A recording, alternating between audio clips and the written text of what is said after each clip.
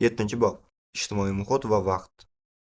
Oksforddagi Blavatnik hukumat maktabi uchun Gersk va de Meyron tomonidan loyihalashtirilgan g'ayrioddiy aylana bino o'z maqsadiga to'liq mos ravishda barpo etilgan. Britaniya Qirollik arxitektura instituti Riba uni bilimlar sabori deb ta'riflagan bo'lib, uning dizaynida hukumat va maktabning asosiy qadriyatlari shaffoflik, samimiylik va hamkorlik tamoyillari aks ettirilgan. Bu demokratiya bilan bog'liq bo'lgani uchun aylana shaklda, siyosiy shaffoflikni ifodalagani uchun shisha va Oksfordga xos bo'lgani uchun toshdan bunyod etilgan. U o'rta asrlarga xos zamonaviy inshoot bo'lsa-da, toshdan foydalanish orqali atrofdagi binolar bilan uyg'unlik yaratib, ularning uslubiga mos tarzda bunyod etilgan. Binoning markazida Inamori Forums joylashgan bo'lib, u butun dunyoning turli burchaklaridan kelgan talabalarning yig'ilishi va muloqot qilishlari uchun mo'ljallangan. Ko'pchiligimiz maqsad va qadriyatlarimizni aks ettirgan bino qurish imkoniyatiga ega emasmiz. Ko'pincha mavjud ofis binosining bir qavatini ijaraga olishimiz, ehtimol avvalgi ijarachining joylashuv tartibini ham o'zgartirmasdan foydalanishimiz mumkin. Yoki biz ko'pincha pandemiya davridagi oshxona stoli yoki bo'sh yotoqxona kabi oddiy mavjud narsalar bilan kifoyalanishimiz mumkin. Qayerda ishlashimizdan qat'iy nazar, atrof muhitimiz muvaffaqiyatga erishishimizda ko'maklashishi yoki aksincha imkoniyatlarimizni cheklashi mumkin. Yorug'likning noto'g'ri taqsimlanishi, shamollatish tizimining yetishmasligi yoki yashil hududlarga kirish imkoniyatining yo'qligi, texnikalarning doimiy shovqini, bir-biriga zid ovozlar, iyerarxik qavat rejalari yoki noto'g'ri loyihalashtirilgan kundalik, yoqimsiz muhit, bularning barchasi inson ruhiyati va energiyasini tushiradigan, shuningdek, begonalik hissini uyg'otadigan omillardan biridir.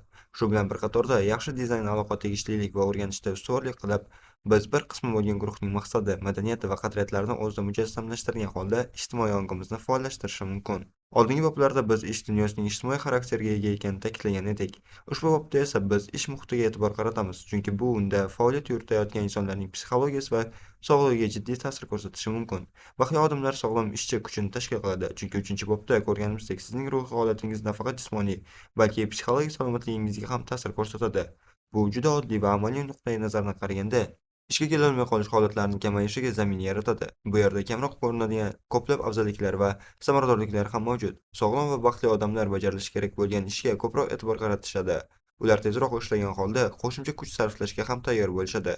Qolaversa, kamdan-kam hollarda kasallik sabab ta'til olishadi va ishni tark etish holatlari ham kamroq kuzatiladi. Begonalik hissining paydo bo'lishi. Samanta loyihalaridan biri sabab Londonga tashrif buyurdi va u shahar markazidagi mashhur binoda faoliyat yuritdi. Tashqaridan qaraganda binoning ko'rinishi old tomonda yozilgan mashhur brend nomi orqali uning qudrati va nufuzini ifoda etardi. Ichkarida esa mutlaqo boshqa holat hukmron edi. U tashqi ko'rinish va ichki haqiqiy hayot o'rtasidagi nomuvofiqlik tufayli o'zini xuddi qopqonga tushib qolgandek his qildi. U qanday bo'lishi kerakligi va aslida qanday holatda ekanligini o'rtasida sezilarli farqlar mavjud edi. Atrof muhit nafaqat unda, balki u yerda ishlagan ko'pchilik, xususan ayollarda isyon va begonalik hissini uyg'otgan. Ko'plab kichkina va katta shaharlar umumiy foydalanuvchi hisobga olgan holda erkaklar tomonidan rejalashtirilib bunyod etiladi. Geograf Jane Dark aytgandek, bizning shaharlarimiz tosh, g'isht, shisha va betonga muhrlangan patriarxiyadir. Ayrim istisnolar ham mavjud. Masalan, Skandinaviyadagi ko'plab shaharlar barcha fuqarolar, shu jumladan ayollar va bolalarning umumiy ehtiyojlarini qondirish uchun mo'ljallangan. Tunda avtobusdagi ayollar belgilangan bekatlardan tashqari har qanday joyda uni to'xtatishni so'rashlari mumkin. Shunda ular uyga xavfsizlikda yetib olishlari uchun uzoq yo'l yurishlariga to'g'ri kelmaydi. Barselonada shahar dizaynerlaridan iborat 6-punkt guruhi o'rindiqlarni chetga qaragan holda joylashtiradigan an'anaviy shahar maydonlari odatda bir turdagi asosiy faoliyat futbol o'yinlari bilan band bo'lishlarini kuzatishdi. Buning o'rniga ular joylarni qayta tashkil etishga qaror qilishdi va ularni qismlarga ajratib, o'rindiqlarni turlicha joylashtirganda erkaklar va ayollar hamda turli guruhlar o'rtasida ko'proq muloqotlar yuzaga kelishi mumkinligini aniqlashdi. Ammo haqiqat shundaki, arxitektorlar va rejalashtiruvchilar odatda va haqli ravishda jismoniy hamda psixologik xavfsizlikka katta ahamiyat berishadi. Qolaversa, nogironlar uchun yasama nishabliklar o'rnatish yoki hojatxona gilamchalarini almashtirishni ta'minlash kabi inklyuzivlikni ham inobatga olishadi. Lekin ularning kamdan-kam qismi bizning muhitimiz qanday qilib barcha odamlarni nafaqat joy bilan ta'minlay olishi, balki ularni qoniqtirish ham mumkin bo'ladi, degan savolni o'zlariga berishadi. Ko'pgina idoralar 1960-yillarda belgilangan me'yorlarga muvofiq faoliyat yuritadi. O'sha vaqtda idora xodimlarining asosini erkaklar tashkil qilardi. Shuning uchun ular ayol xodimlarga mos keladigan sharoitlarni e'tiborsiz qoldirishga moyil edilar. 2015-yilda Boris Kingma va Potter Van Marken Lichtenberg tomonidan o'tkazilgan tadqiqot shuni ko'rsatadiki, erkaklar o'zlarining ofis haroratini o'rtacha 21 darajada Selsiyda bo'lishini xohlashadi. Ayollar esa 24 daraja bo'lganda o'zlarini qulay his qilishadi. Moslashuvchan ish davrida ayollar doimo binoga kirishda xavfsiz yo'llar mavjud ekaniga ishonch hosil qilishlari kerak. Ko'pgina mamlakatlarda qonuniy tug'ruq ta'tilining nisbatan qisqaligini inobatga olsak, ayollarga ko'pincha go'daklarni emizishlari uchun onalar va bolalar xonasi kerak bo'ladi. Bunday ehtiyojlarni e'tiborsiz qoldirish nafaqat amaliy muammolarni keltirib chiqaradi, balki ofisni har bir kishining ehtiyojlari, kayfiyati va xohishlari e'tiborga olinadigan muhitga aylantirish imkoniyatini ham kamaytiradi. Zamonaviy ofis ko'pincha unda ishlovchi xodimlarning ehtiyojlarini qondira olmaydi. 1930-yillarda po'lat va beton to'sinlar ixtiro qilinishdan oldin binolar inson tabiiy o'lchamlariga mos ravishda, ya'ni oyoq yordamida o'lchanib, qo'l mehnati orqali barpo etilardi. Tosh otish yoki quloqqa yaqin kabi iboralar hali ham qo'llanilsa-da, yangi texnologiyalar paydo bo'lishi bilan quruvchi va bino o'rtasidagi insoniy munosabatlar hamda narsalarni o'lchash usullari avvalgidan ancha o'zgargan. Zamonaviy ofis binolari odamlar tomonidan foydalanish qulay bo'lishi uchun yaratilganini ko'rsatuvchi belgilar kam uchraydi. Shakl va materialga deyarli e'tibor berilmaydi. Na suvoqda qolgan barmoq izlari, na yog'och ustunlarga qo'yilgan naqshlar bu yerda inson qo'l mehnati bilan yaratilganini eslatib turuvchi belgilar mavjud emasligini ko'rsatadi. Buning o'rniga ko'plab zamonaviy binolar o'ziga xoslikni yiroq, ichki tuzilishi va tarkibi bir-biriga o'xshash bo'lib, u xuddi o'rtacha aeroport kutish zallaridagidek qulaylikka ega emas, balki ko'plab odamlarni sig'dira olishiga qaratiladi. Insonlarni tabiiy tartibsizliklarni nazorat qilishga bo'lgan ehtiyoj funksionallikning estetikadan ustun qo'yilishiga sabab bo'ladi. Bu jarayonda har qanday shaxsiylik va munosabatlar hissi yo'qoladi. Biz qandaydir tarzda zo'r taassurot qoldiradigan, ko'zga ko'ringan qudratli, baland va ulkan qilib qurilgan binolar ichida ishlaydigan insonlar hamda shunday kuch va ta'sirga ega deb tasavvur qilamiz. Ammo amalda aksincha bo'lib chiqadi.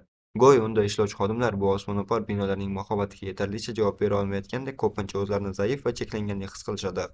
Global arxitektura shisha, xrom va shunga o'xshash materiallar orqali bir shaharni boshqasiga, bir binoni ikkinchisiga birlashtirgan holda ularni o'xshash qilib qo'yadi va hatto o'ziga xos ofislar ham boshqalari singari umumiy ko'rinishga ega bo'ladi. Ehtimol barchasi o'z madaniyatidan tashqariga chiqmagan, shu sababli madaniy farqlarni hech qachon boshdan kechirmagan xayoliy, oddiy odam uchun yaratilgandir. Katta shaharlardagi markaziy korporativ hududlarda shahar o'ziga xosligini yo'qotgan bo'lib, u yerda har bir qahvaxona bir xil va kutish zallari ham bir-biridan farq qilmaydi. Yozuvchi va san'at tarixchisi Kayl Chayka bu bir xil muhitlarni o'xshash makon deb ataydi. O'z navbatida amerikalik sotsiolog Gerbert Saymonning ta'kidlashicha, boshqaruvchi shaxs tushunchasida u anglagan olam aslida haqiqiy dunyoning shovqinli, gullab-yashnagan va murakkab tabiatining keskin soddalashtirilgan modelidir. Loyihalovchilar bunday oddiy takrorlanuvchi ko'cha manzaralarini afzal ko'rishlari hayratlanarli hol emas. Ular shaharlarni boshqarish va nazorat qilishni osonlashtiradi. Ammo ularda foydalanuvchilar oxir-oqibat insoniyatni yoki qilayotgan ishlarning ma'nosini ifodalashdan qo'rqadigan ruhsiz me'morchilik asirlariga aylanib qolishadi.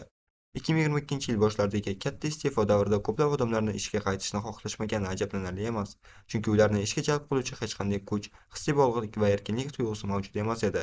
Haqiqat shundaki, tashkilotlar va ularni quradiganlar o'zimizni qadrlash, hissimiz va farovonligimiz faqat qanday ish qilishimizdan emas, balki bu ishni qayerda bajarishimizdan ham kelib chiqishi haqidagi asosiy haqiqatni e'tiborsiz qoldirishadi. Masalan, fevral oyida Chikagodagi mehmonxonalardan birining yerto'lasida 3 kunlik ssenariy rejalashtirilgan mashg'ulotni o'tkazib ko'ring. Agar siz asosiy jihatlarga e'tibor qaratmas ekansiz, uzoqni ko'zlab harakat qila olmaysiz. Bizdagi muhit ham erishmoqchi bo'lgan maqsadlarimizni aks ettirishi va u yerdagi insonlar umumiy maqsadni o'zida mujassam etishi kerak. Agar binoning rahbariyat joylashgan qavatida boshqa qavatlardan farqli rangli gilam mavjud bo'lsa, kompaniya yig'ilishida tenglik haqida gapirishdan foyda chiqmaydi. Bizning ish muhitimiz uyda mavjud bo'lgan psixologik xavfsizlikni tiklash bilan birga odamlarni qo'ldan kelgancha yaxshi ishlashga undashi va tashqaridagi odamlarni ham iliq kutib olishi kerak. Ular o'z xavfsizlik xodimlarini tashqaridan yollab, shaxsni tasdiqlash uchun uzoq bayonnomalarni joriy etganligi bois ko'plab kutish zallari bugungi kunda odamlarni jamlash o'rniga ularni tashqarida ushlab qolish uchun mo'ljallangandek tuyuladi. Tashkilotlarga xizmat ko'rsatadigan shaxslar ularni ataylab tashqi dunyoda ajratilgan va biznes qilishni maqsad qilgan korporativ yopiq jamoalarga aylantirishadi. Ta'lim muhitlari. Biz ushbu bobni Oksforddagi Blavatnik hukumat maktabi tarifi bilan boshlagandik va u o'zining kollej binolari bilan mashhur bo'lgan bu shaharni ko'rib chiqish uchun biroz ko'proq vaqt ajratishga arziydi. 8 asr davomida ta'lim va tadqiqot markazlari bo'lib kelgan ushbu muassasalar hozirgi kunda ham rivojlanib, innovatsiyalar sohasida oldingi o'rinlarda turmoqda. Ularning shuncha vaqtlardan beri mavjudligi va o'zgarishlarga moslashishi to'g'ri yo'l tutayotganliklarini ko'rsatadi. Oksford va Kembrij kollejlari shunchaki talabalar turar joyi emasligini tushunish muhimdir. Har biri mustaqil ta'lim muassasasi bo'lib, yuridik, moliyaviy va funksional jihatdan universitetdan alohida hisoblanadi va ular asrlar davomida bu mustaqillikni g'ayrat bilan saqlab kelishgan. Har bir kollej o'z talabalari va professor-o'qituvchilari bilan mustahkam oilani tashkil qilib, asosiy vazifasini talabalarga ta'lim berishga qaratadi. Universitet virtual tashkilot bo'lib, faqat imtihonlarni tashkil qilish va diplomlar berish bilan shug'ullanadi. Darhaqiqat, atigi bir necha 10 yillar oldin kollej rahbarlari universitetning vitse-kansleri, bosh ijrochi direktori sifatida navbatma-navbat xizmat qilishgan, ya'ni dunyoviy shakldagi primus inter pares rolini bajarishgan. Kollejlar talabalarni o'qitish uchun to'liq mas'ul hisoblanadi va umumiy keng reja asosida ishlash bilan birga har biri o'ziga xos uslubda ta'lim beradi.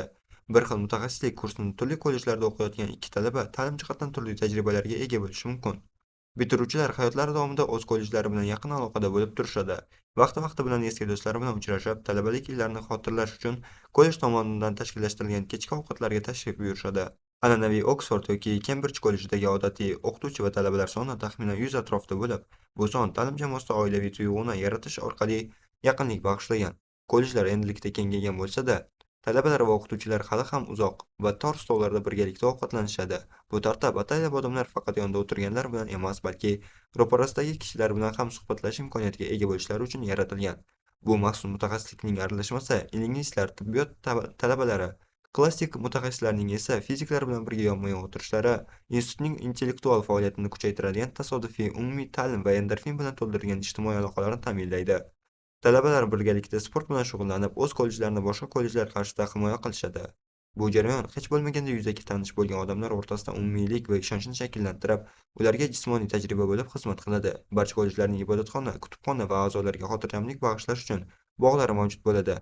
Binolar ichki bog'lar va kvadrat shaklidagi hovlilar atrofida joylashgan bo'lib, ularning yopiq yo'laklari, kutubxonalari va o'qituvchi bilan talabalar bir xil eskalatorga ega binolarda birgalikda yashab, bir-birlari bilan yaqin munosabatda bo'lishi, rasmiy dars va ma'ruzalar doirasida tashqarida ham bemalol suhbatlashishlariga imkon beradi.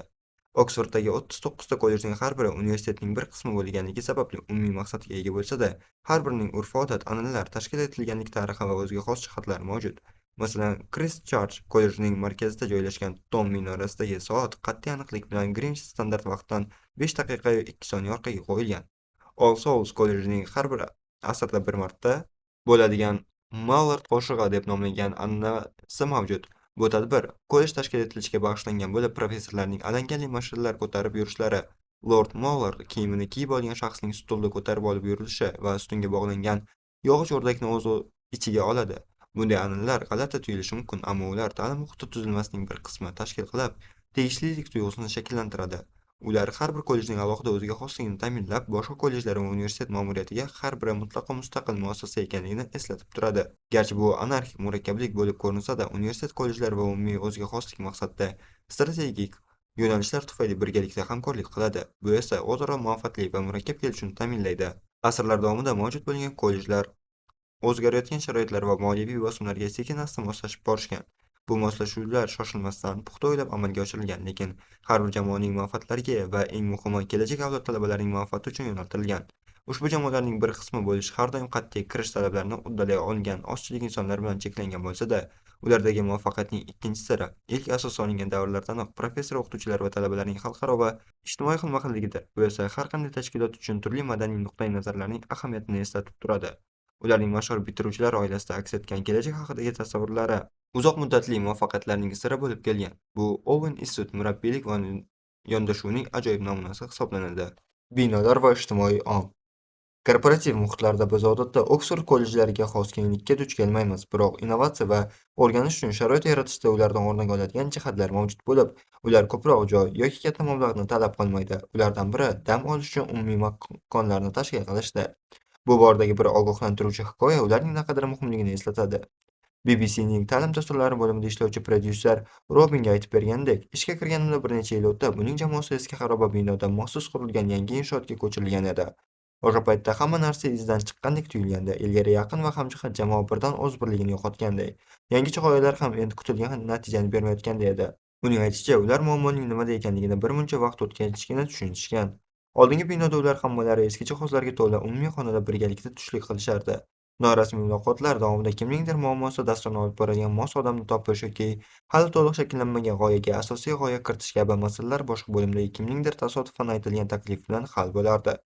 Yangi binoda markaziy yig'ilish joyi mavjud emasdi, chunki 1980-yillar me'morlari bunday joylar ish jarayonining bir qismi emas, balki undan tashqaridagi muhim bo'lmagan jihat deb hisoblashgan. Natijada shaxsiy muloqotlar faqat muqarrar kun tartiblari bilan cheklangan uchrashuvlarda bo'lib o'tdi. Ma'lumotlar va g'oyalar oqimi muhim ijtimoiy jihatni yo'qotgan sari atigi bir necha oy oldin juda muvaffaqiyatli bo'lgan jamoa o'ziga xos jozibasi va yo'nalishini ham yo'qotdi. Inqilobiy g'oyalar hamkorlik, yaqinlik, yig'ilish, turli nuqtai nazarlar va tasodifga bog'liq bo'lib, bu jarayonni qat'iy qoidalarga asoslangan tarzda boshqarish yoki nazorat qilish mumkin emas, ammo bog'lanish va bir-birimizni qo'llab-quvvatlashga imkon yaratish orqali uni rivojlantirish mumkin. Bu naqadar muhimligini Buyuk Britaniya tibbiy tadqiqotlar kengashining Kembridjdagi afsonaviy molekulyar biologiya laboratoriyasi yaqqol namoyish etadi. Uning yaratilish tarixi hikoya qilishga arziydi. 1950-yillarda uning me'morlari urushdan keyingi teng huquqli dunyoda jamoaviy restoranlarning endilikda dolzarb bo'lmasligini ta'kidlashdi. Ammo uning asoschisi, biokimyogar Maks Perutz bunga qo'shilmadi. U nafaqat ulardan bunday ta'minot yaratishni, balki u arzon va yuqori sifatli taomlar bilan ta'minlangan bo'lishi kerakligini ham talab qildi. Agar bu ikki shartning birortasi bajarilmasa, odamlar o'z sendvichlarini ish stolları ustida yeyishlari, bir-birlari bilan esa ortiq suhbatlashmay qo'yishlari mumkinligini ta'kidladi. O'ylashimizcha, uning haq bo'lgani oddiy statistika ham tasdiqlaydi.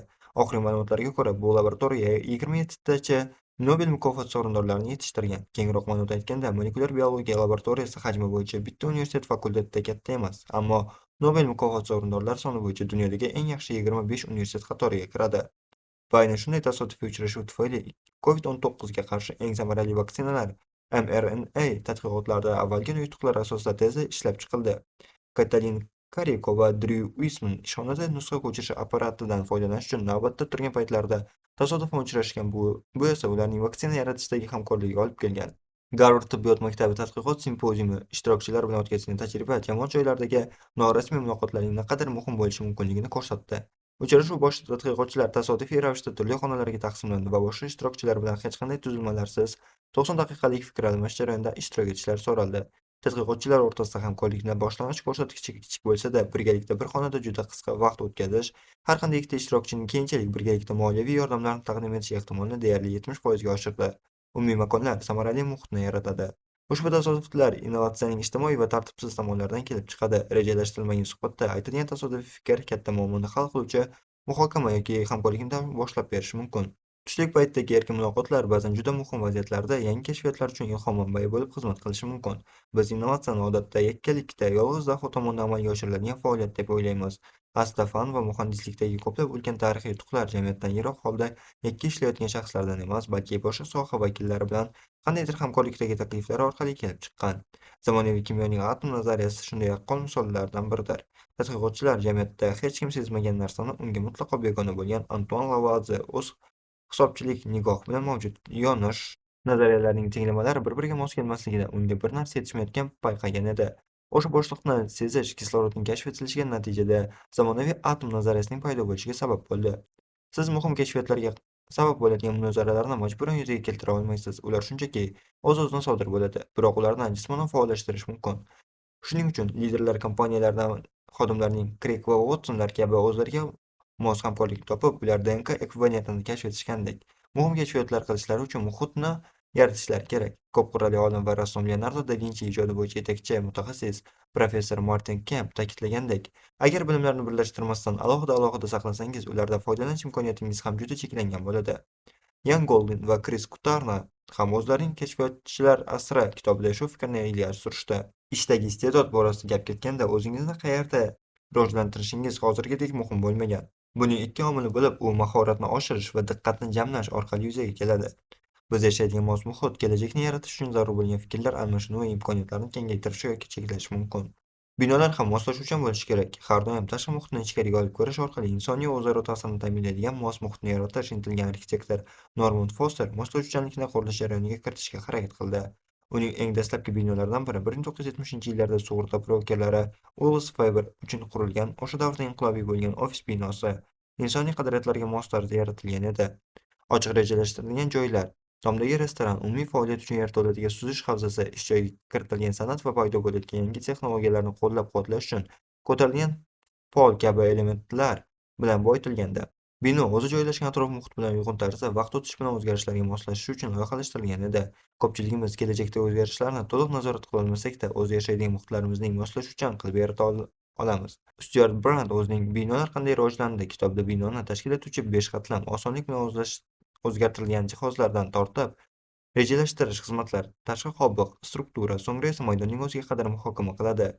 Biz hammasini o'zgartirishimiz shart emasligida, balki ba'zi narsalarni moslashtirish juda oson va arzonligida, masalan, yoritish makonining o'rnatilgan iyerarxiyasi aks sado beruvchi akustikalarni unutib qo'yishimiz mumkin. Biz qanday qilib moslashish va o'zgarishlarni o'rgansak, binolar ham o'z tuzilishi va xususiyatlariga ko'ra moslashtirilishi va yaxshilanishi lozim.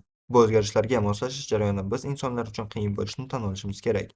Jamiyat faoliyatidagi seysmik o'zgarishlar Viktoriya davridagi shahar va qishloqlarning kengayishidan tortib, bugungi zamonaviy rivojlangan dunyoda pasaygan sanoat manzarasigacha begonalashish va tahdid hissini keltirib chiqarishi mumkin.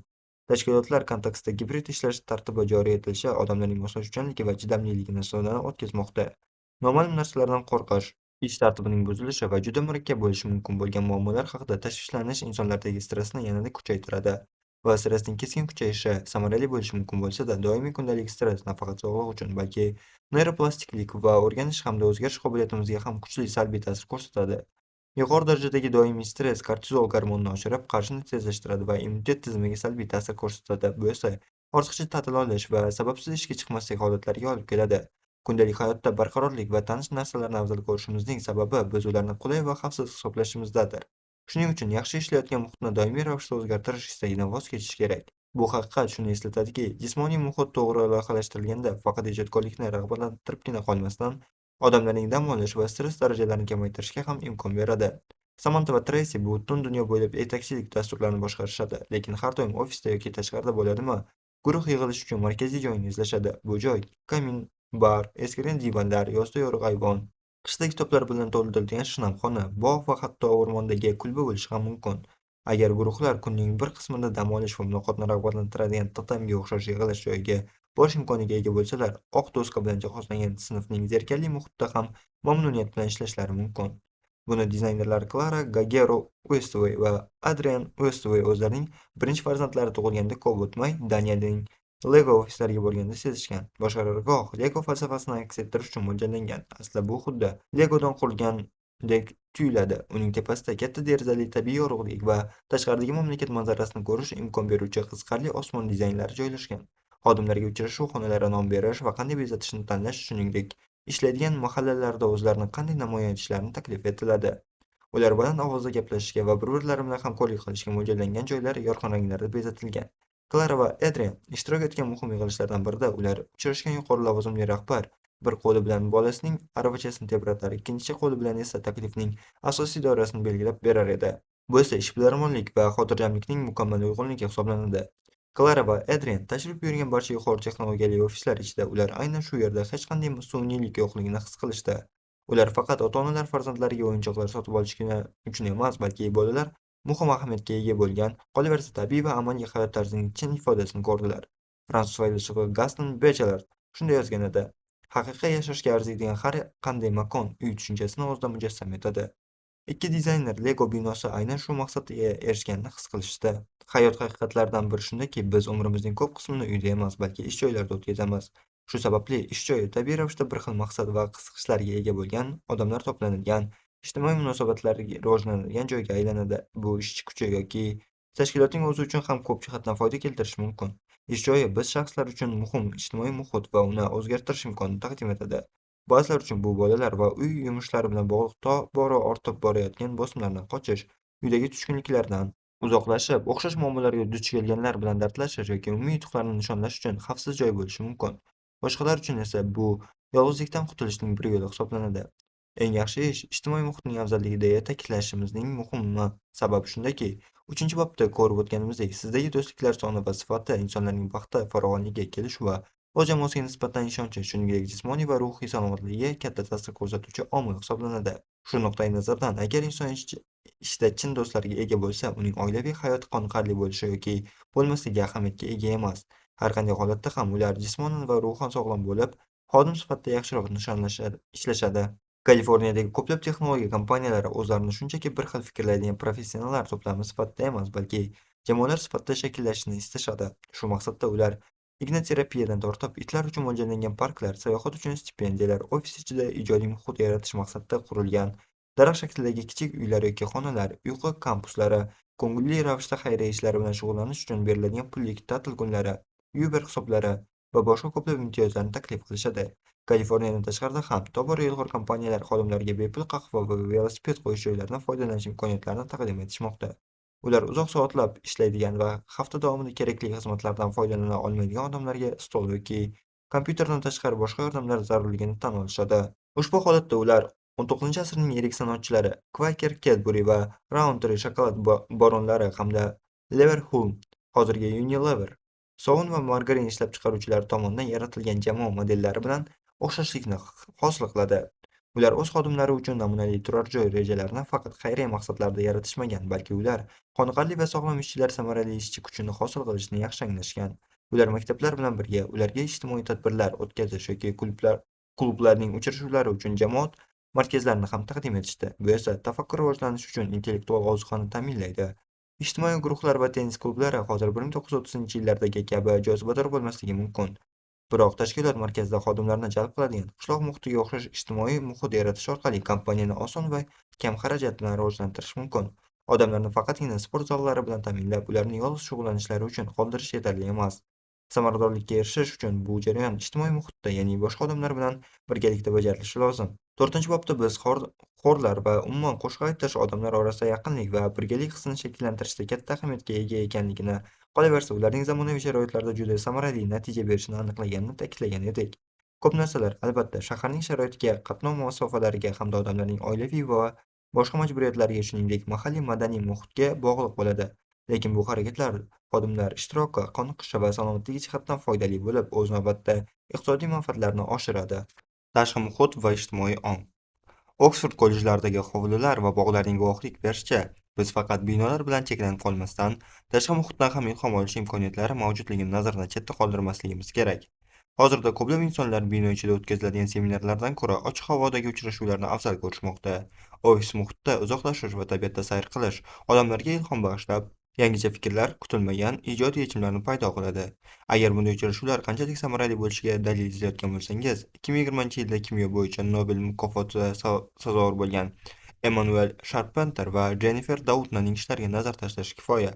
Ular CRISPR gen tahrirlash texnologiyasini kashf etgan inqilobiy tadqiqotchilari uchun bu mukofotga sazovor bo'lishgan. Bu ikki olim allaqachon o'z sohalarida taniqli bo'lsa-da, 2011-yil Puerto Rikodagi konferensiyada bo'lib o'tgan oddiy suhbat, so'ngra qadimiy va zamonaviylik uyg'unlashgan boy madaniyatning dengiz va tog'larga yo'naltirilgan San-Xuan shahri ko'chalaridagi maroqli sayrlar 4 yil ichida katta yutuq uchun ularga ilhom bag'ishladi. Ular tosh ko'chalarda sayr qilishgancha tadqiqotlari haqida suhbatlashisharkan, Sharpenter Doudnadan Aspergillus bakteriyasining oddiy ikkinchi sinf tizimidagi Cas9 oqsili funksiyasini o'rganishga, hamkorlik qilishga qiziqish bildirish yo bildirmasligini bilishni xohladi.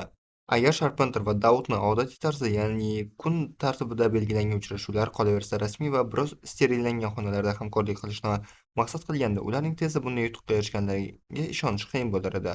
Har qanday sessiya tugashidan 5 daqiqa oldin xona boshqa bir kishi tomonidan egallanishi mumkinligi bois qaror qabul qilish zaruriyati paydo bo'ladi. Bundan omillar ijodiy muhokama va original yoki tasavvurga boy fikrlashga to'sqinlik qilishi mumkin.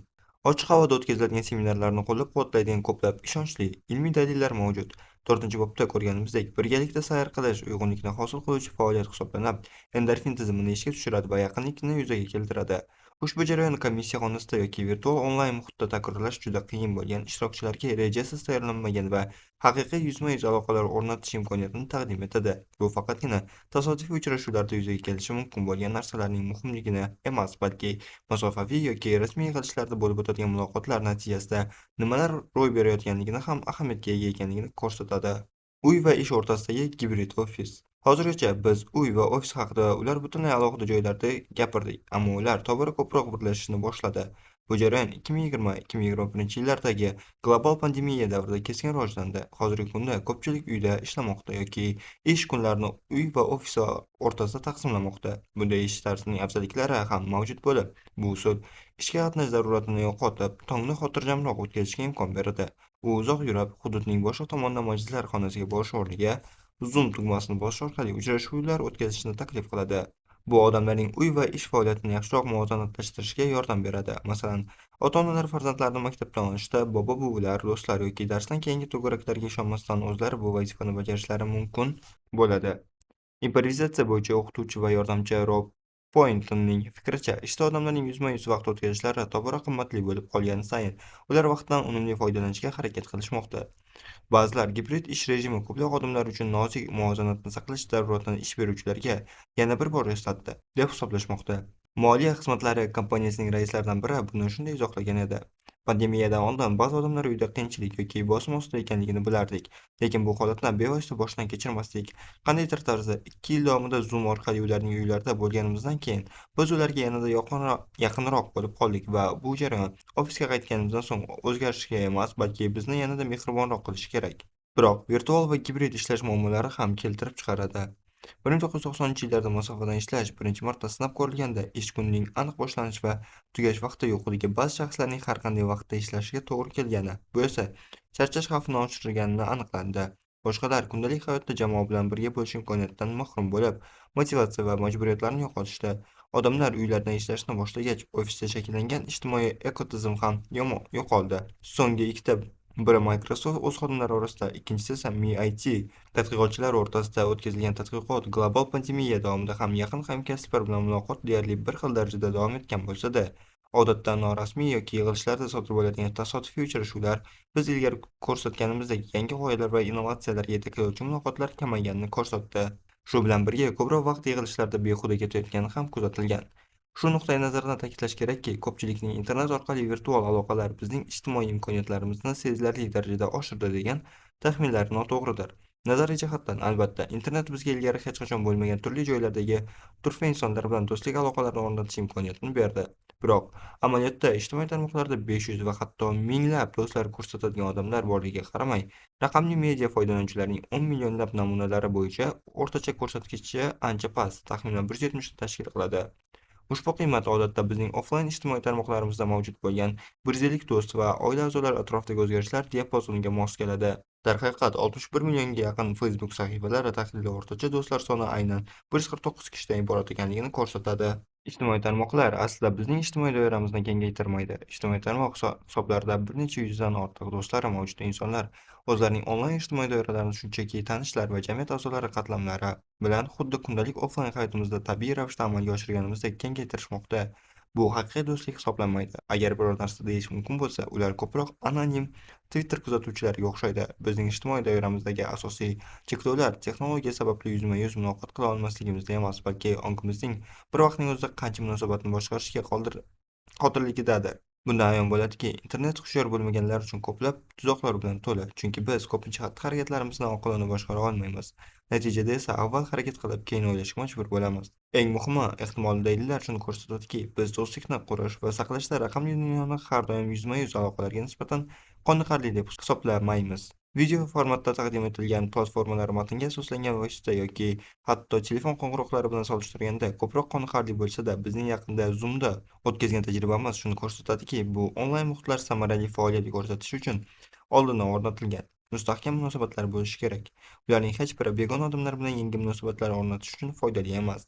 Onlayn dunyoda, ayniqsa matnga asoslangan vosita orqali biz biror kishining xulq-atvoridagi muhim jihatlar, ularning halolligi va xarakterini baholash imkonini beradigan noaniq, aldash qiyin bo'lgan nozik belgilarni ko'ra olmaymiz.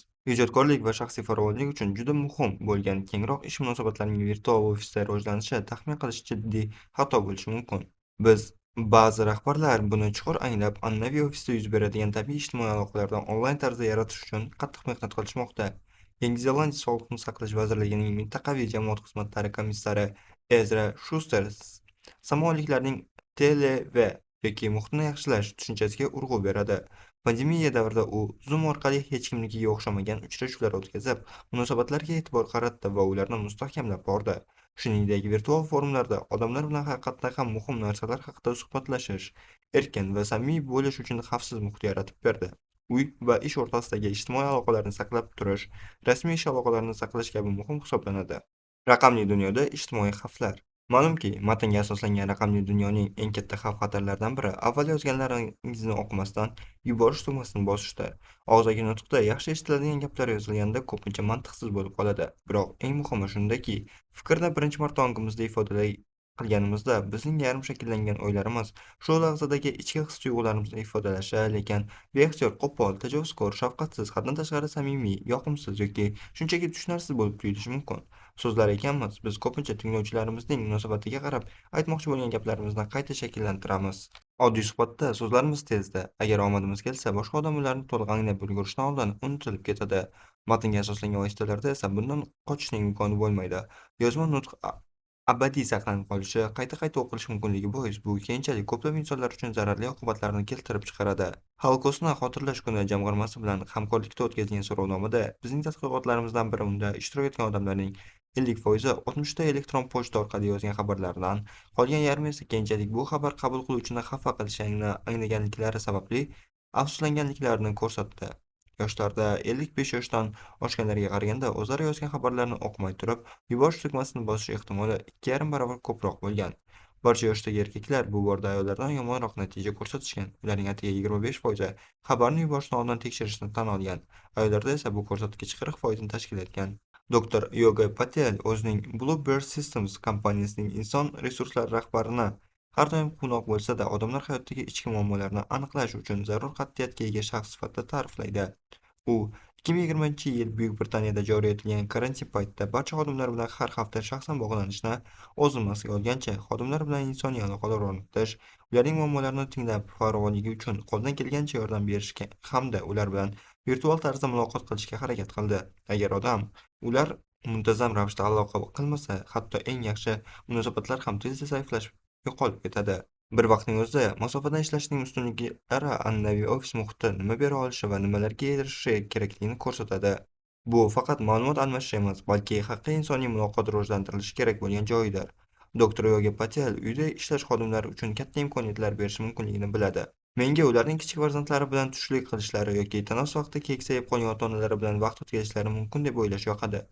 Lekin u uyda ishlash yoki ofisga kelish tanlovini xodimlarning o'ziga qoldiradi, chunki ba'zilar uchun uydan ishlash yolg'izlik va cheklangan tajriba ekanligini yaxshi tushunadi. 1990-yillarda masofadan ishlash ilk bor sinab ko'rilgan paytda yirik transmilliy kompaniya maxsus loyihalashtirilgan yangi binoni barpo etib, tarixiy va tasodifiy sabablar tufayli bir-biridan bir necha mil uzoqda joylashgan 3 ta alohida majmuani birlashtirish imkoniga ega bo'ldi. Yangi majmuada butik do'konlar, birinchi toifadagi restoran, kafe, sport zallari, dam olish joylari, ish kuningizni yanada qulay o'tkazishingiz uchun kerak bo'ladigan hamma narsa mujassam edi. Reja alohida ofislari yo'q bo'lib, har bir kishiga noutbuk berish va ularning uydan ishlashini ta'minlash edi. Binoda esa xodimlar kelganida ularni oladigan umumiy ish joylari joylashtirilishi ko'zda tutilgandi. Reja tuzuvchilar yangi loyihalardan hammaga tushuntirish uchun juda ko'p vaqt sarflashdi. Ular ayniqsa katta yoshli xodimlar o'z shaxsiy kabinetlariga doimiy yordamga va ofis hayotining odatiy ish tartiblariga haddan tashqari o'rganib qolganliklari sababli eng katta qarshiliklarni ular ko'rsatishdi deb kutishgandi. Keksa avlodlar yangi tartiblardan juda mamnun ekanliklarini bilib, ular butunlay hayratda qolishdi. Yoshlar esa qattiq norozilik bildirishgan edi. O'zlarining aytishlaricha, ular ishga do'stlari bilan uchrashish uchun kelishardi. Ish ularning ijtimoiy hayoti uchun asos, hatto juda muhim bo'lishi mumkinligi hech kimning xayoliga kelmagan edi. Pandemiya davridan keyin esa bu oddiy haqiqat har qachongidan ham aniqroq namoyon bo'lmoqda. Ish joyi, ayniqsa yoshlar uchun do'stlikning muhim manbai ekanligi bizga 2020-yilgi pandemiyadan oldin ham yangi shaharga ko'chib birinchi ishini boshlagan yoshlar orasida yolg'izlik pandemiyasi mavjud bo'lganini ham eslatadi. Ular ham fikrlar bilan uchrashish uchun qayerga borishni bilishmagani bois ularning ijtimoiy hayotdagi yagona manba ofis bo'lib qolmoqda. Ko'pchilik hamkasblar allaqachon ijtimoiy va oilaviy hayot bilan band bo'lganlari uchun yangi kelganlar bilan do'stlashishga imkon topa olishmaydi. Natijada ko'plab yangi xodimlar yolg'izlik girdobiga tushib qolishadi. Bu holat esa depressiya, kasallik va ishga chiqmaslik kabi oqibatlarga olib keladi. Oilasi bilan birga ko'chayotganlar bu holatga qisman tayyor bo'lishadi, ammo yolg'iz insonlar bu kabi afzalliklarga ega bo'lishmaydi. Ular yosh bo'lganliklari sababli ko'pchiligida bunday o'zgarishlarga moslashish uchun tajriba va yillar davomida shakllangan chidamlilik yetishmaydi. Zamonaviy globallashgan ish dunyosida bu muammo boshqa madaniyat vakillari uchun yanada keskinlashadi, chunki ular 2 barobar qiyinchilikka bir vaqtning o'zida yangi jamoa va yangi madaniyatga moslashishga majbur bo'lishadi. Yangi kelganlarga faqat o'z ofisidagilar bilan emas, balki butun tashkilotdan kelgan shaxslar bilan uchrashish, ularning yetti ustuniga mos bo'lgan boshqa odamlarni topish, yangi xodimlarning imkoniyatlari kengaytiradi va bu insonlar ularga ishdan tashqaridagi keng ijtimoiy olamga kirish yo'lini ochib berishi mumkin. Zoom uchrashuvi tashkilot yoki mahalliy jamoa ichida do'stlik o'rnatish uchun zarur bo'lgan muhitni yarata olmaydi.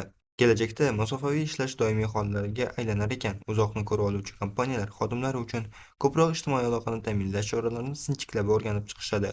Bir kompaniyaning qattiq ishlashda davom etish uslubi bu ishni istalgan joyda bajarish imkoniyati mavjudligini anglatadi va hamkorlikdagi vazifalardan farqlanadi. Bu uslub ofisga kelishni va yil davomida turli nuqtalarda bo'ladigan butun ofis yig'ilishlarida qatnashishni talab etadi. Boshqalar o'z ish joylarini diqqat markaziga aylantirishga harakat qilib, tushlikda qiziqarli suhbatlar, ish tugaganidan keyin ichimliklar taklif qilishardi. Pandemiyadan oldin ko'pchilik biror narsani o'rganish uchun ofis chegaralaridan chiqib, kundalik ish shovqinidan uzoqroqda o'quv seminari yoki shunga o'xshash tadbirlarga qatnashishi zarur deb hisoblardi. Bu tashqi faoliyatlar atayin ish joyi va tartibni o'zgartirib, ajablanish yoki hayrat hissini yuzaga keltiradi. Shuningdek, odatlarni buzish orqali hosil bo'ladigan mustahkamlikni yaratadi. Pandemiyadan keyin odamlar ish joyida faqat ishni emas, balki boshqa qo'shimcha imkoniyatlarni ham kutadigan bo'lishdi. Gibrid ishlash bilan bog'liq yana bir muhim masala ko'pincha e'tibordan chetda qoladi. Bu hamma odamlar ishlarni uyda turib bajarib bo'lmasligidir. Ish joylarida jismonan mavjud bo'lishi talab qilinadigan insonlar, masalan, qahvaxona va restoranlarda xizmat ko'rsatadiganlar, zavodda mahsulotlarni tayyorlaydiganlar, shifoxonalarda bemorlarni davolaydiganlar, maktablarda dars beradiganlar yoki biz sayohat qiladigan samolyotlarni boshqaradiganlar o'z ishlarini uyda bajara olmaydilar. Asosan onlayn rejimda ishlovchi korxonalar uchun bu muammo bo'lmasligi mumkin, lekin ko'pchilikka ikkala ish turi ham mavjud bo'lib, bu uyda ishlay oladiganlar va har kuni xohlamasligidan qat'iy nazar ishga kelishga majbur bo'lgan odamlar o'rtasida ikki darajali ishchi kuchini yaratish xavfini vujudga keltiradi. Bu jarayon rahbariyat va zavod ishchilari o'rtasida tengsizliklar kuchayishi, boy qatlamga nisbatan o'rtahol ahvolning eski eginalarini qo'zg'atish kabi xavflarni yuzaga keltiradi. Vaqtning ahamiyati. Xuddi joylar bizga kuchli psixologik ta'sir ko'rsatganidek, vaqt ham shunday ta'sirga ega bo'ladi. Uni qanday o'tkazishimiz, taqsimlashimiz va undan foydalanishimiz bizning farovonligimiz va mahsuldorligimiz uchun muhimdir. Afsuski, bu tashkilot hayotining yana bir jihati bo'lib, ko'p hollarda e'tibordan chetda qoladi. Zamonaviy korporatsiyalar odatda vaqtni cheksiz deb hisoblab, yangi g'oyalar yoki qiziqarli tashabbuslarni qabul qilish bilan qo'shimcha ishlarni qo'shib boraverishadi. Yapon tilida esa ortiqcha mehnatdan o'lishni ifodalovchi maxsus so'z karoshi mavjud bo'lib, ular ushbu hodisani shunday tarzda umumlashtirgan yagona odamlar bo'lishi mumkin, lekin uni boshdan kechirayotgan yolg'iz insonlar emas. Tashkilotlar ko'pincha biror narsani to'xtatish va yangi narsalarga vaqt hamda mos muhit yaratish uchun qiyosiy ma'noda keraksiz ishlardan qutulishda sust harakat qilishadi. Natijada zamonaviy rahbarlar haddan tashqari band bo'lib, muttasil stress holatda ishlaydi. Doimo faol bo'lgan muhitda to'xtovsiz harakat qilsa ham joyidan siljimaydi. Agar siz o'zingiz haqqingizda qayg'urmas ekansiz, boshqalarga ham g'amxo'rlik qila olmaysiz. Bu ibora eskirgan bo'lsa-da, ayni haqiqatdir. Rahbarlarning vazifasi vaqtni boshqarishni o'rganish, ortiqcha kuch sarflash va stressning farqini bilish. Qolaversa, o'z xodimlariga o'zlari uchun vaqt ajratishlariga yordam berish, zarur paytda to'xtab, mulohaza yuritish va ayniqsa ta'til uchun vaqt ajratishdir. Ko'pincha ularning ta'tillari ish haqida qayg'urish bilan o'tib ketadi, lekin ular qaytib kelishganda ham ish hamon mavjudligicha qolaveradi. Barings banki 1990-yillarda boshqaruv kengashi ta'tilda bo'lgani sababli inqirozga yuz tutmagan. Bu voqea hamma o'z ishlari bilan mashg'ul bo'lgan, lekin tashkilotning bir burchagida nima bo'layotganiga hech kim e'tibor bermagan paytda sodir bo'ldi. Boshqa har qanday cheklangan resurslar kabi vaqtni ham eng samarali tarzda ishlatish, qadriga yetish va qimmatli deb bilish kerak. Ish vaqtidan samarali foydalanish ofisda bo'lish bilan belgilanmaydi. Ya'ni insonning faqat ish joyida jismonan mavjud bo'lishi samaradorlikning oshishiga sabab bo'lolmaydi. Jarayonga emas, natijaga e'tibor qaratish vaqtni butunlay boshqacha yo'llar bilan sarflashga olib kelishi mumkin. Agar siz innovatsiyalar uchun mas'ul bo'lsangiz va yaxshi g'oyalar yugurish paytida paydo bo'lsa, unda yugurish ishingizning bir qismi bo'lishi kerak. Agar siz mijozlarning mamnunligi uchun javobgar bo'lsangiz, ko'proq vaqtni ichki yig'ilishlarda emas, balki mijozlarni tinglashga sarflashingiz kerak. Agar siz strategiya uchun mas'ul bo'lsangiz, muhim ishlar uchun kun tartibingizdan maxsus vaqt ajratishingiz kerak. Bu vaqt davomida boshqa sohalarda o'rganish imkoniyatlari, hamkorlik qilish, tajriba o'tkazish va kelajak uchun yangi loyihalar ustida ishlash zarur. Bularning barchasi dam olish yoki bo'sh vaqt emas, balki haqiqiy ish vaqti hisoblanadi. Vaqtni qadrlash nafaqat tashkilot darajasida, balki shaxsiy hayotda ham muhim ahamiyatga ega. Zamonaviy AQShda belgilangan ta'til kunlaridan voz kechib, xodimlarga istagancha ta'til olish imkonini beruvchi amaliyot ko'pincha kutilganidan teskari natija bermoqda. Ehtimol bu ataylab shunday qilingandir. Bunday siyosat ta'til olishning ahamiyati haqida aniq va tushunarli bayonotga ega bo'lishi kerak. Agar ular rahbarlar tomonidan ma'qullanmasa va kamdan-kam olinadigan bo'lsa, odamlar korporativ qadriyatlarga zid bo'lgan tarzda umuman har qanday ta'til olishdan qo'rqishlari mumkin. Keyinchalik ular kompaniyadan ketsa, shartnoma bilan birga ularning rasmiy huquqlari ham yo'qoladi. Insonlarni ta'tildan qaytarishga urinish samarali yo'l emas. Ular muvaffaqiyatga erishish uchun dam olishga, kundalik hayotda ham qisqa tanaffuslarga va o'z rejalari ustida o'ylab ko'rish uchun vaqt ajratishga ehtiyoj sezishadi. Qisqa muddatli maqsadlar so'nggi muddatlarda va KPIlarga haddan ortiq e'tibor qaratish rahbarlarni hozirgi davrni boshqarish bilan band qilib, kelajak uchun mo'ljallangan rejalarni xavf ostiga qoldiradi. Ushbu qisqa muddatli narsalarga e'tibor qaratish tendensiyani bizning eng kuchli psixologik xususiyatlarimizning biridan kelib chiqadi. Kelajakka bee'tibor qarash, boshqacha aytganda, uzoq muddatli foydani kutish o'rniga darhol mavjud bo'lgan narsalarni olish istagi bilan bog'liq. Misol sifatida, hozir tortning katta bo'lagini olish keyinchalik kutib, butun tortga ega bo'lish imkoniyatidan ko'ra foydaliroq ko'rinadi. Qisqa muddatli, ayniqsa tez fursatda katta foyda keltiradigan shaxsiy manfaatlar deyarli har doim uzoq muddatli jamoat manfaatlaridan ustun turadi. Londondagi Kingston universitetining operatsion boshqaruv professori Alex Hill tomonidan o'tkazilgan tadqiqot shuni ko'rsatadiki, dunyoni qisqa muddatli nuqtai nazardan ko'rish tashkilotlarning uzoq muddatli muvaffaqiyatiga salbiy ta'sir ko'rsatadi. U shuni qayd etadiki, so'nggi 30 yil ichida Londonning FTSE 100 indeksdagi kompaniyalarning 4dan 3 qismi turli sabablarga ko'ra faoliyatini to'xtatgan. U bir asrdan ortiq vaqt davomida faoliyat yuritgan korxonalar namunalarini inqirozga uchraganlari bilan solishtirganda bir jihat, ayniqsa, ularning hajmi muhim ekanligini aniqladi. Mavjud korxonalar kichik bo'lib, ularda hech qachon 300 nafardan ortiq to'laqonli xodimlar ishlamagan. Ular odatda uzoq vaqt ishlagan va kompaniya tamoyillariga yaxshi moslashgan barqaror xodimlar tarkibiga, shuningdek, 10 yildan ortiq faoliyat yuritgan bosh direktorga ega edilar. Ular shuningdek, oilaviy qadriyatlar, uzoq muddatli reja va ijtimoiy maqsadni his qilish, shuningdek, joylashuv barqarorligi bilan ajralib turardi. Kelajakka bee'tiborlik. Mashhur Stenford tadqiqotlar universitetida Zephyr shirinligi bo'yicha o'tkazilgan tajribasida psixolog Uolter Mishel bolalarning sabr-toqat bilan kutish qobiliyatini sinab ko'rdi. U ulardan xona tashqarisida bo'lgan payt stol ustida turgan zefirni yemasliklarini so'radi va agar ular bunga muvaffaq bo'lsa, keyinroq katta mukofot berishni va'da qildi. Yosh bolalar o'z xohish-istaklarini jilovlay olishmaydi. Ular ulg'aygani sari bunga yaxshiroq ko'nikma hosil qila boshlashadi. Keyingi tadqiqotlarda olimlar shuni aniqlashdiki, o'z istaklarini jilovlay olmagan bolalar maktabda kamroq muvaffaqiyatga erishishgan va ular semirish ehtimoli yuqoriroq bo'lgan. Bu xavotirli kashfiyot keyinchalik yanada miqyosdagi tadqiqotlarda ham o'z isbotini topdi. Yangi Zelandiyada o'tkazilgan bir tadqiqotda 1000 nafar bola tug'ilishdan boshlab voyaga yetgunga qadar kuzatilgan. Tadqiqot shuni ko'rsatdiki, bolaligida o'z xatti-harakatlarini boshqara olgan bolalar o'smirlik yoki ulg'ayish davrida qonunbuzarliklarga kamroq duch kelishgan. Instinktiv reaksiyalarni uzoq muddatli foydali manfaatlar yo'lida cheklash qobiliyati nafaqat munosabatlarimizni, balki jamoalarimizni boshqarishda ham muhim rol o'ynaydi. Agar kerakli ishlar amalga oshirilmasa, jamoalar ichida bo'linishlar sodir bo'ladi va bu jarayon ularning tashkil etilgan maqsadlariga erishishga to'sqinlik qiladi.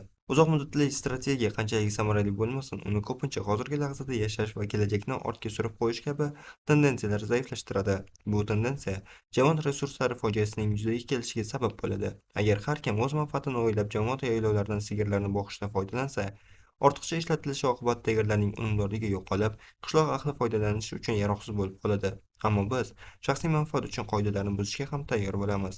Chunki qisqa muddatda oilamizga qo'shimcha foyda keltirishni istaymiz. Shu bilan birga, boshqalar qoidalarga rioya qilishlariga va biz ularni buzganimizni hech kimga sezmasligiga umid qilamiz. Xalqaro miqyosda odamlarning haddan tashqari tabiiy resurslardan foydalanishga bo'lgan istaklari dunyo okeanlaridagi baliqlarning keragidan ortiq ovlanishiga va Amazonka, Markaziy Afrika hamda Janubi-Sharqiy Osiyodagi tropik o'rmonlarning qisqarishiga sabab bo'lmoqda. Bu tashkilotlar kattalashgani sayin o'z tanazzuliga sabab bo'ladigan omillarni ko'paytirishni eslatib turadi. Shuningdek, ijtimoiy ongning turli jihatlari qanday qilib o'zaro bog'liq ekanini ham ko'rsatadi. Guruhlarning hajmi, ularning o'zaro munosabatlari tabiati, qayerda va qanday uchrashishlari hamda qancha vaqt davom etishi ularning yakuniy muvaffaqiyatiga ta'sir ko'rsatadi.